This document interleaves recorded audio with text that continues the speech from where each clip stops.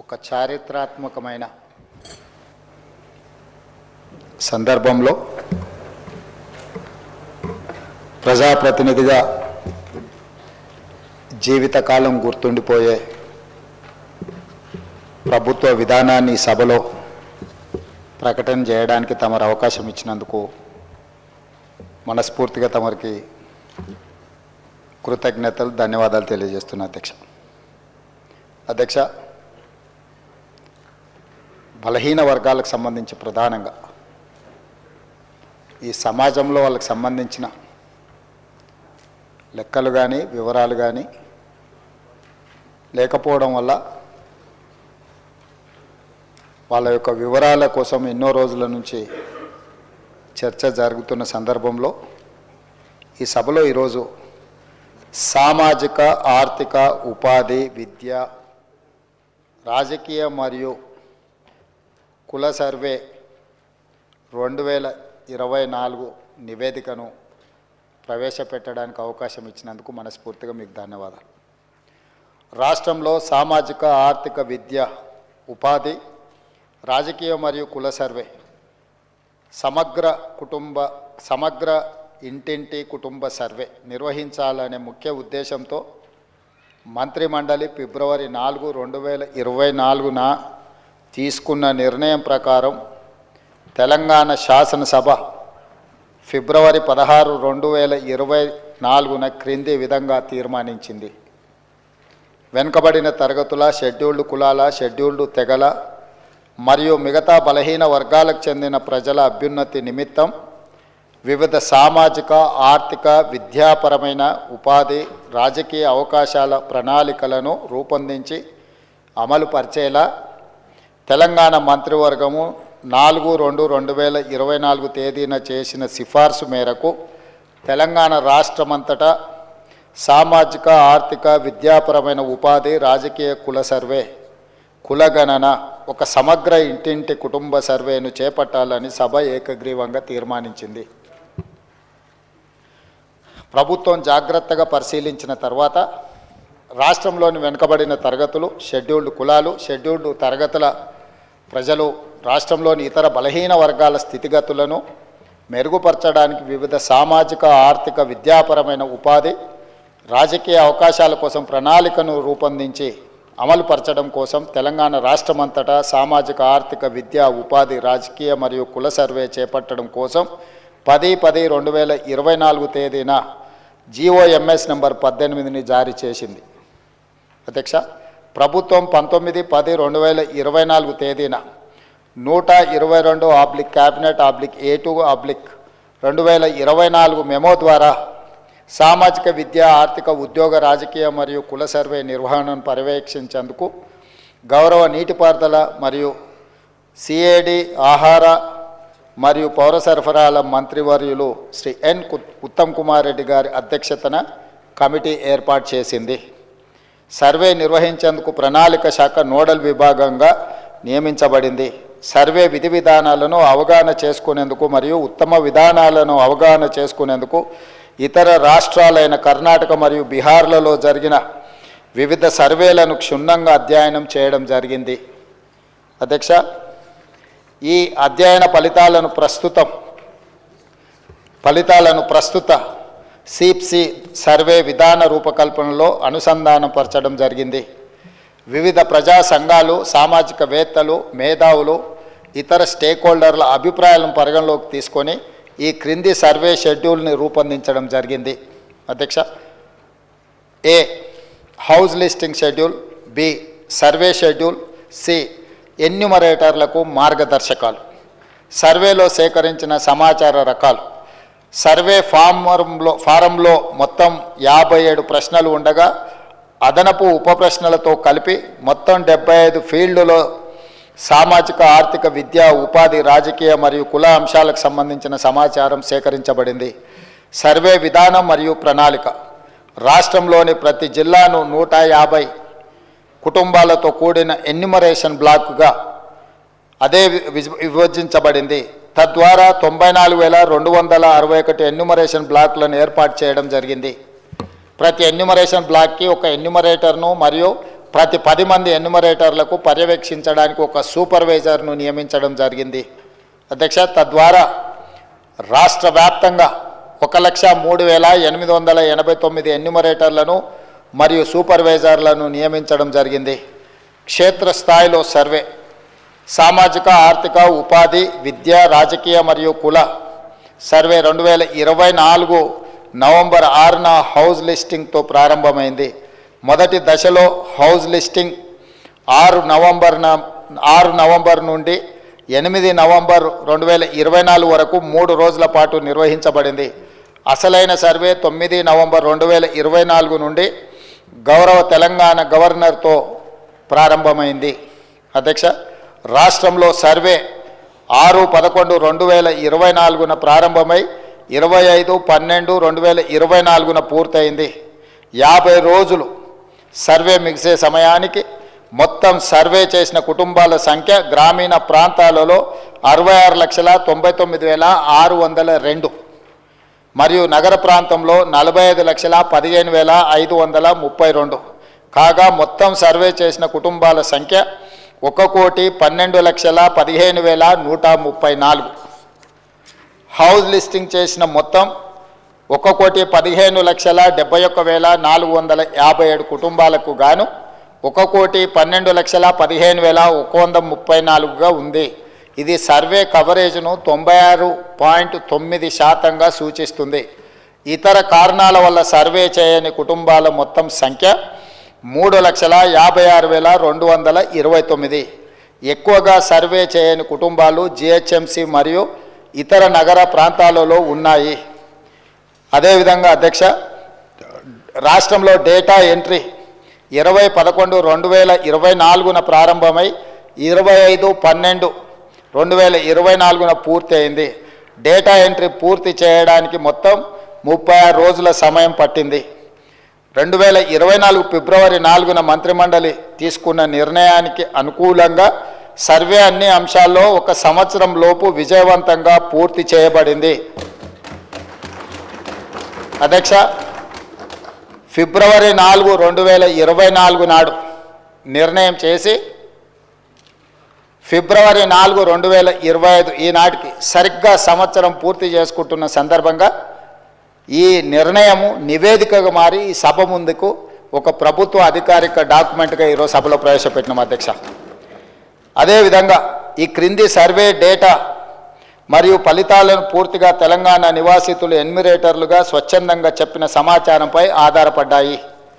ఈ సర్వేలో నమోదైన కుటుంబాల ఆధారంగా రాష్ట్రంలో 3,54,77,554 మందిని సర్వే చేయడం జరిగింది. ఈ మొత్తం సామాజిక వర్గాల వారిగా సంఖ్య ఈ క్రింది విధంగా ఉంది అధ్యక్ష. ఎస్సీలో 61,84,319 మంది ఉండగా ఇది మొత్తంలో 17.43% ఉంది. ఎస్టీలో 37,05,929 మంది ఉండగా ఇది మొత్తంలో 10.45% ఉంది అధ్యక్ష. బీసీ ముస్లిం మైనారిటీ మినహా 1,64,09,179 ఉండగా ఇది మొత్తంలో 46.25% ఉంది అధ్యక్ష. ముస్లిం మైనారిటీలో బీసీలు 35,76,588 ఉండగా ఇది మొత్తంలో 10.08% ఉంది అధ్యక్ష.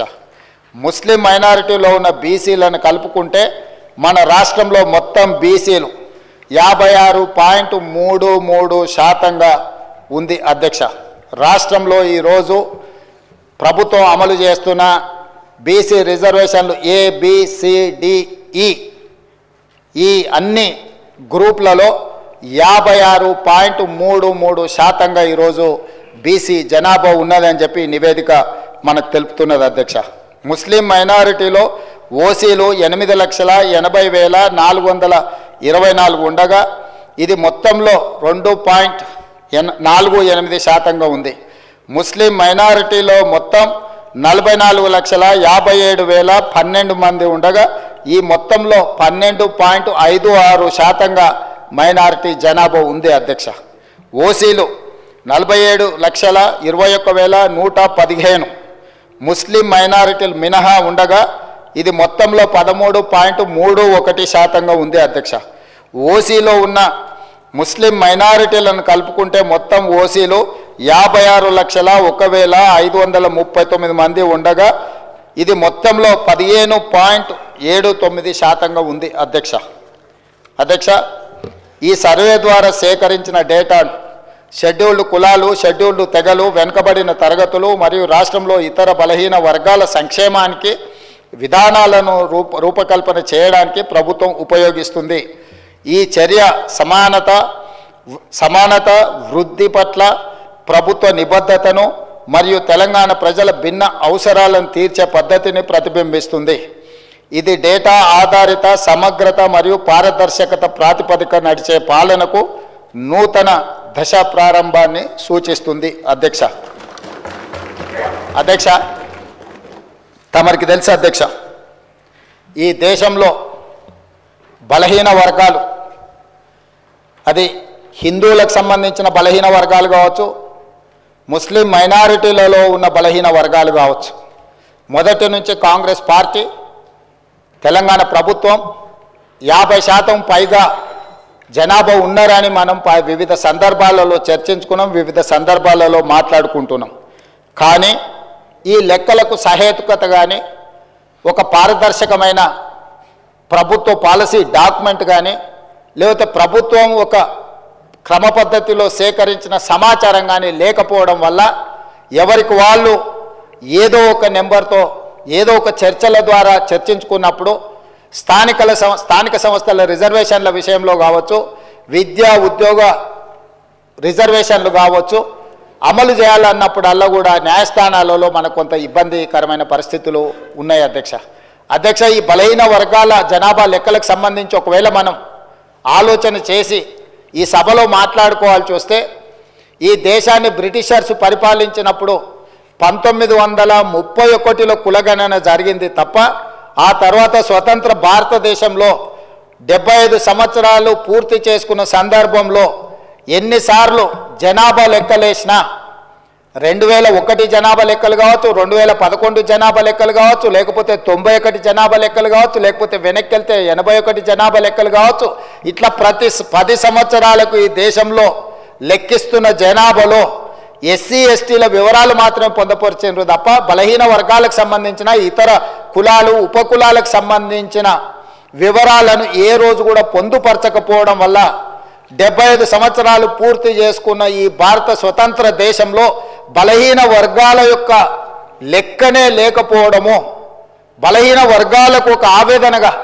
ఒక బాధగా మా హక్కులను కాలరాస్తుండ్రు, అసలు మమ్మల్ని మనుషులుగా కూడా మీరు గుర్తించడం లేదు, సమాజంలో జిత్తినే ఆబాది ఉత్తినే ఇస్సదారి అనే ఒక నినాదాన్ని నాయకుడు రాహుల్ గాంధీ గారు తీసుకోవడంతో వారు ఎన్నికల సందర్భంగా భారత్ జోడో యాత్రలో భాగంగా ఈ దేశ ప్రజలకు ఒక మాట ఇచ్చారు.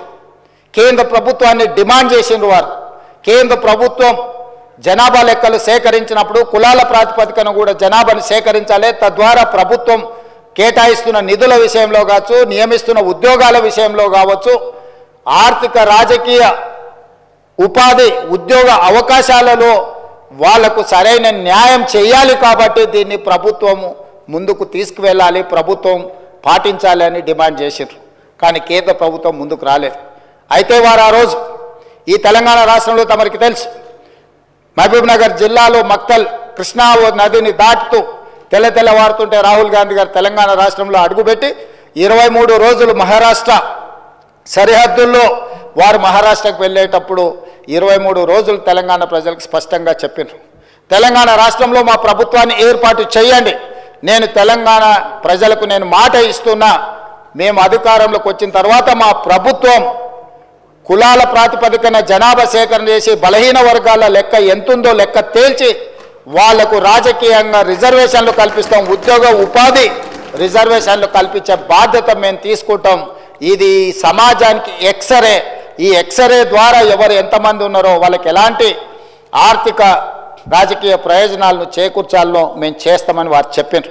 అందుకే డిసెంబర్ 7, 2023 నాడు మనం అధికారం చేపట్టి అధికారంలోకి వచ్చిన తర్వాత ఎంబడే ఫిబ్రవరి 4 నాడు, ఫిబ్రవరి 4, 2024 నాడు మంత్రివర్గంలో ఆమోదం చేసి ఫిబ్రవరి 6, 2024 నాడు సహచర మంత్రివర్గ సభ్యులు పొన్నం ప్రభాకర్ గారు ఇదే సభలో తమరి అనుమతితో తీర్మానాన్ని ప్రవేశపెట్టినము.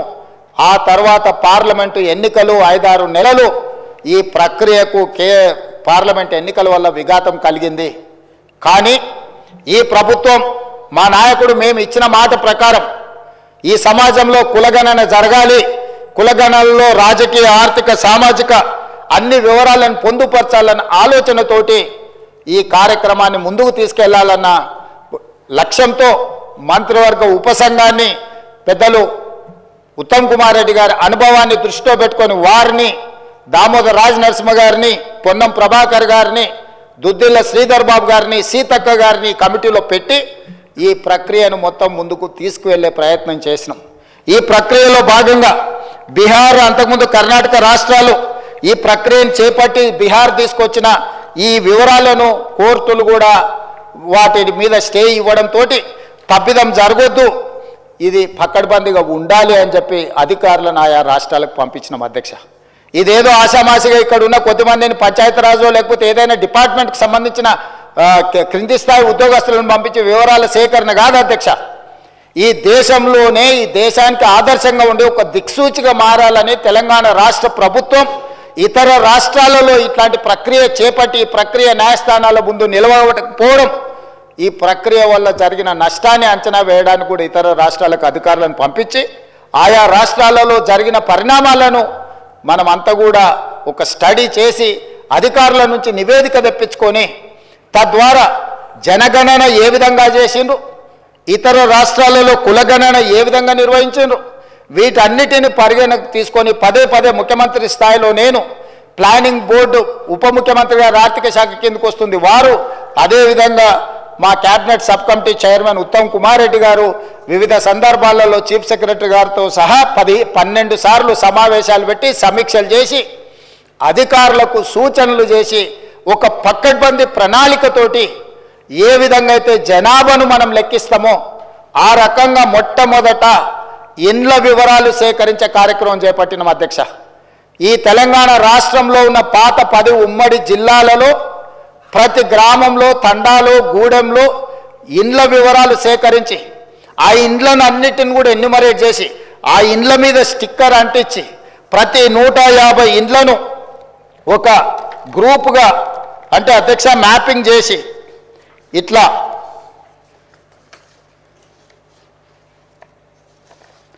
ప్రతి ఇంటిని కూడా ప్రతి ఇంటికి స్టిక్కర్ అంటించి ప్రతి 150 ఇండ్లను ఇట్లా మార్కింగ్ చేసి ఈ రకంగా 150 ఇండ్లను ఒక యూనిట్ కింద, ఒక బ్లాక్ కింద గుర్తించి ప్రతి యూనిట్ని ఈరోజు నేను ఇంతకుముందు చెప్పినట్టు 94,000 పైచిలకు యూనిట్లుగా గుర్తించి వీటి ప్రతి ఏరియాకు ఒక్కొక్క ఎన్యుమరేటర్ని ఇచ్చేసి ఈ 150 ఇండ్లను రోజుకు 8 నుంచి 10 కంటే ఎక్కువ చేయకూడదు. ఎందుకంటే 10 కంటే ఎక్కువ చేస్తే వాళ్ళు తొందరపాటులో హడావిడిగా చేయాలన్న నిర్ణయంతో వాళ్ళు తప్పర్లు జరగడానికి అవకాశం ఉంటుందని చెప్పి వివిధ డిపార్ట్మెంట్లకు సంబంధించిన వాళ్ళు, teachers, agriculture extension officers, anganwadi teachers, IKP, ఏపీఎంలు, bill collectors and assistant bill collectors, ward officers, Indira Kranti పథకం book keepers, chairman, environment engineers, Panchayati Raj secretary, junior assistant, record assistant, typist, work inspector, ఇట్లా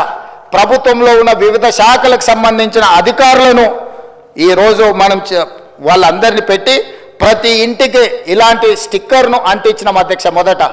మొదటి 3 రోజులు ఈ రాష్ట్రంలో ఉన్న అన్ని గృహాల యొక్క వివరాలను సేకరించి ఆ వివరాలన్నిటిని కూడా ప్రతి ఒక్కరి ఇంటికి ఇట్లా స్టిక్కర్ అంటించి ఫస్ట్ ఇండ్లను గుర్తించడం జరిగింది అధ్యక్ష.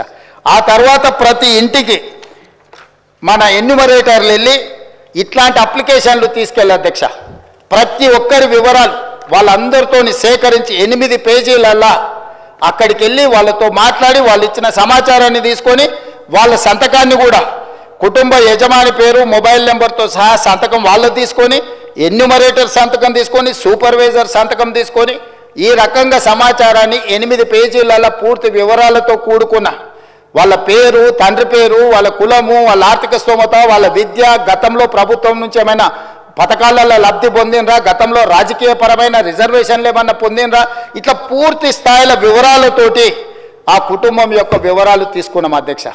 ఇవన్నీ మాన్యువల్గా సేకరించి 76,000 మంది డేటా ఎంట్రీ ఆపరేటర్స్ని పెట్టి ఏ ఎన్యూమరేటర్ అయితే 150 ఇండ్లకి వెళ్ళి చేసిండో అతనే డేటా ఎంట్రీ ఆపరేటర్ దగ్గర కూర్చొని ఒక్కొక్క పేజీ తీసి కంప్యూటరీకరణ చేపించి పూర్తిగా ఈ డేటానంతా కూడా 76,000 మంది డేటా ఎంట్రీ ఆపరేటర్లు 36 రోజులు కష్టపడి ఈ మొత్తం అంతా కూడా క్రోడీకరించింది అధ్యక్ష. ఈరోజు ఇంత పకడ్బందీగా ఇందులో ఉండే పని చేసే వాళ్ళకు కూడా, ఉద్యోగస్తులకు కూడా వాళ్ళకు ఒక బుక్లెట్ అధ్యక్ష. రాష్ట్ర స్థాయిలో ఎన్యూమరేటర్లకు శిక్షణ ఇచ్చినాం, ఆ తర్వాత జిల్లా స్థాయిలో సూపర్వైజ్ చేసే వాళ్ళకి శిక్షణ ఇచ్చినాం, ఆ తర్వాత మండల స్థాయిలో పనిచేసే వాళ్ళకి ఇచ్చినాం, ఆ తర్వాత ప్రతి 150 ఇండ్లకు వెళ్ళే వాళ్ళకు కూడా శిక్షణ ఇచ్చి ఎక్కడ తప్పు జరగకుండా, ఎలాంటి ఇబ్బంది జరగకుండా వాళ్ళకు ఒక బుక్లెట్ ఇచ్చి, ఒక మాన్యువల్ అంటే గైడ్ లైన్స్ లాగా ఒక పుస్తకం ఇచ్చి అధ్యక్ష వాళ్ళందరినీ కూడా వాళ్ళకి శిక్షణ ఇచ్చి ప్రభుత్వం పకడ్బందీగా వీళ్ళందరినీ కూడా వినియోగించుకున్నప్పుడు వాళ్ళందరికీ కూడా జీతభత్యాలు ఇచ్చినాం అధ్యక్ష. అంటే ప్రభుత్వ ఉద్యోగులైనా జీతమే కాకుండా అదనంగా పనిచేయించుకున్నందుకు కూడా వాళ్ళకు జీతభత్యాలు ఇచ్చి 160 కోట్ల రూపాయలు ఖర్చు పెట్టి ఈరోజు ఒక నిర్దిష్టమైన పకడ్బందీ సమాచారాన్ని ఈరోజు సేకరించినాం అధ్యక్ష. 7 దశాబ్దాలుగా పైగా ఈరోజు బలైన వర్గాలకు సంబంధించిన వాళ్ళు కావచ్చు, మైనారిటీలు కావచ్చు, మేము ఎంతమంది ఉన్నామో మా లెక్క మాకు చెప్పండి అన్నారు అధ్యక్ష.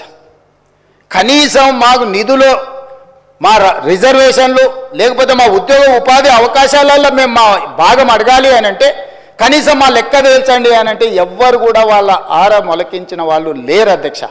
అందుకే ఈరోజు ఈ ప్రభుత్వం స్పష్టంగా నిర్ణయం తీసుకొని ఇది ఒక చారిత్రాత్మకమైన నిర్ణయం, రేపు సమాజం యొక్క అభివృద్ధికి ఇది ఒక దిక్సూచిగా, ఒక మోడల్ డాక్యుమెంట్గా మారుతుందని చెప్పి ఈరోజు ఒక పకడ్బందీ ప్రణాళికతో చర్య తీసుకున్నాం అధ్యక్ష.